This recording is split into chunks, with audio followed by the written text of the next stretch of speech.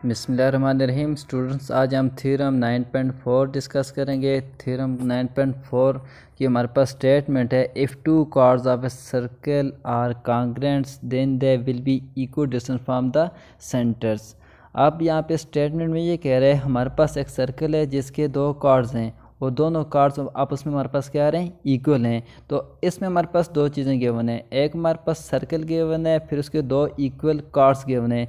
और उसमें ये कह रहे हैं देन आप ये प्रूव करें जो हमारे पास दो कार्ड्स हैं उनका सेंटर से डिस्टेंस हमारे पास क्या होगा, दोनों का इक्वल होगा। ये हमने प्रूव करना है। तो हम इनको सेपरेटली अलग लिखते हैं। गिवन क्या है हमारे पास, प्रूव क्या करना है। तो गिवन हमारे पास आ गया a circle with centre O A B and C D, हमने नाम दे दिया ए बी और सी डी का। ये दो हमारे पास कॉन्ग्रुएंट कार्ड्स हैं सर्कल के। नेक्स्ट हमने ये प्रूव करना है A B and C D are equal distance, A B and C D are equal distance from the centre O. Mean O से हमारे पास एक जो कार्ड है ए बी का डिस्टेंस, फिर ओ से हमारे पास जो कार्ड सी डी है इसका डिस्टेंस हमारे पास क्या आ रहा है, इक्वल। ये हमने प्रूफ करना है। तो सबसे पहले हम क्या कहते हैं, कंस्ट्रक्शन। मीन प्रूफ करने के लिए जो हम खुद से जो काम करते हैं इसे कहते हैं कंस्ट्रक्शन। तो उसमें हम ये करते हैं join O to A and O to C. O to A भी हम ज्वाइन करते हैं, फिर ओ टू सी, इसको हमने क्या कर दिया, ज्वाइन कर दिया। फिर उसके बाद नेक्स्ट हमने ये किया also draw perpendicular O E and O F. हम ड्रा करते हैं सेंटर से, ये जो कार्ड ए बी आ रही है ये वाली लाइन, इस पे एक हमने परपेंडिकुलर ड्रा कर दिया ओ टू ई। फिर उसके बाद हमने ये जो सेकंड हमारे पास कार्ड आ रहा है सी डी, इस पे हमने एक परपेंडिकुलर ड्रा कर दिया ओ टू एफ। उसके बाद अब हम ये करते हैं, अब हमारे पास गिवन है A B and C D respectively, दोनों कार्ड्स पे परपेंडिकुलर हमने क्या कर दिया, ड्रा कर दिया। अब हम आते हैं स्टेटमेंट और रीजंस पे। अब स्टेटमेंट में हमने पहला काम किया O E perpendicular to A B, फिर उसके बाद O F perpendicular to C D, ये हमने कंस्ट्रक्ट किए है।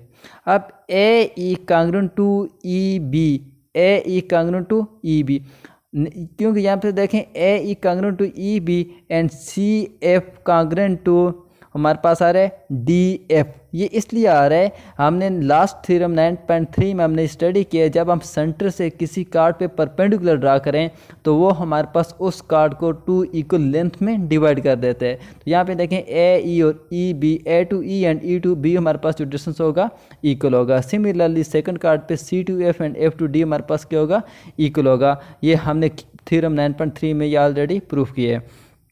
अब यहाँ पे इसको लिखते हैं A E equal to E B and C F equal to D F.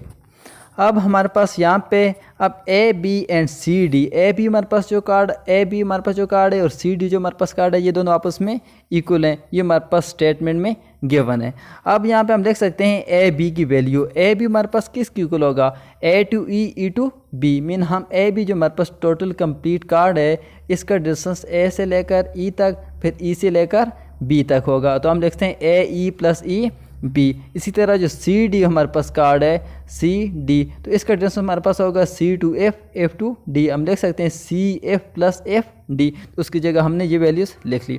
अब A E is equal to E B, तो यहाँ पे देखें ए ई और ई बी आपस में हमारे पास लेंथ इक्वल है, तो हम ई बी की जगह अगेन क्या लिख सकते हैं, ए ई। तो हमने लिख लिया ए ई प्लस ए ई। इसी तरह जो हमारे पास नेक्स्ट कार्ड है सी डी, उसमें हम लिख सकते हैं C F plus C F, क्योंकि जो डी एफ हमारे पास आ रहा है ये सी एफ के इक्वल है। ये वाली लेंथ और ये वाली लेंथ भी हमारे पास इक्वल आ रही है, तो हम लिख सकते हैं C F plus C F.